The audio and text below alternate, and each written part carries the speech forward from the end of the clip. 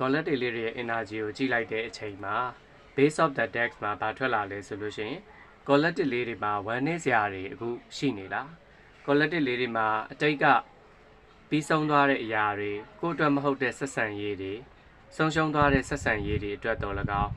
မိမိရဲ့ဆုံးရှုံးသွားတဲ့အလောက်ကိုင်းအခွင့်အလမ်းအစရှိသဖြင့်ပေါ့နော်အဲဒီဆုံးရှုံးသွားတဲ့အစင်မပြေဖြစ်သွားတဲ့အရာတွေပြန်ပြီးတော့အဖက်ဆယ်လို့မရတော့ဘူးဆိုပြီးတော့အဲ့ဒီအရာတွေနဲ့ပတ်သက်ပြီးတော့ပူဆွေးတော့ကရောက်နေလားအဲ့ဒီပူဆွေးတော့ကရောက်နေတဲ့ energy လေးတွေခံစားရပါတယ် collective လေးတွေအနေနဲ့အဲ့ဒီပူဆွေးတော့ကရောက်နေတဲ့တော့ကပေါ်မှာပဲအားဆိုင်ပြီးတော့ကြည်နေမယ်ဆိုလို့ရှိရင်မိမိတို့မှာရှိနေသေးတဲ့တခြားသောမိမိအတွက်ရှိနေပေးတဲ့လူတွေမိမိကိုချစ်ပေးမဲ့ပုံကိုယ်တွေဒါမှမဟုတ်မိမိမှာရှိနေတဲ့အခြားသောအရေးချင်းတွေပေါ့နော်အဲ့ဒီဥစ္စာတွေကို collective လေးတွေကမမြင်ဘဲနဲ့မိမိတို့ရှေ့ကနေပြီးတော့ပြီးသွားတဲ့အစင်မပြေဖြစ်သွားတဲ့အရာတွေပြတ်တောက်သွားတဲ့ဆက်ဆံရေးတွေအဲ့ဒီတွေအပေါ်မှာပဲ collective လေးတွေ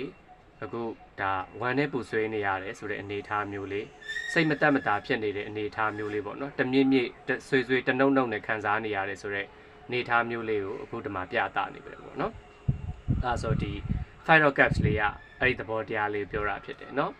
အဲဆို collective လေးတွေရဲ့ဒါ main energy ကတော့အဲ့လိုခက်ဆွေးဆွေးလေးပဲပေါ့နော်ဒါပေမဲ့တစ်ဖက်မှာ collective လေးတွေဘာရှိလဲဆိုလို့ရှိရင် collective လေးတွေက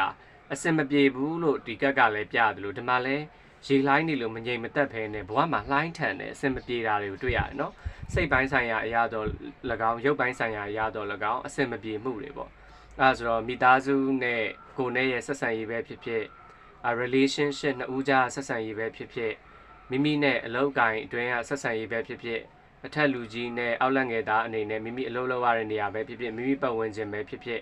မိမိရဲ့ရုပ်ပိုင်းဆိုင်ရာစိတ်ပိုင်းဆိုင်ရာပဲဖြစ်ဖြစ်အားလုံးနှစ်ခုသောအရာတွေကိုbalance ဖြစ်အောင်လို့မငြိမ်မသက်နေတဲ့ကြားတွေကနေပြီးတော့မနေ့အမောခံပြီးတော့ထိန်းနေရတယ်ဆိုတဲ့အနေအထားမျိုးလေးကိုလည်းတွေ့ရတယ်နော် collective လေး congratulation ပါဘာကြောင့်လဲဆိုတော့တင်တို့ကအဲ့ဒီမငြိမ်မသက်တဲ့အနေအထားမှာကိုတင်တို့ balance လေးဖြစ်နေအောင်လို့မနေ့ထိန်းထားနိုင်တဲ့ပါဝါလေးကိုဒီမှာတွေ့ရပါတယ်နော်အဲဆိုတော့ collective လေးတွေအနေနဲ့က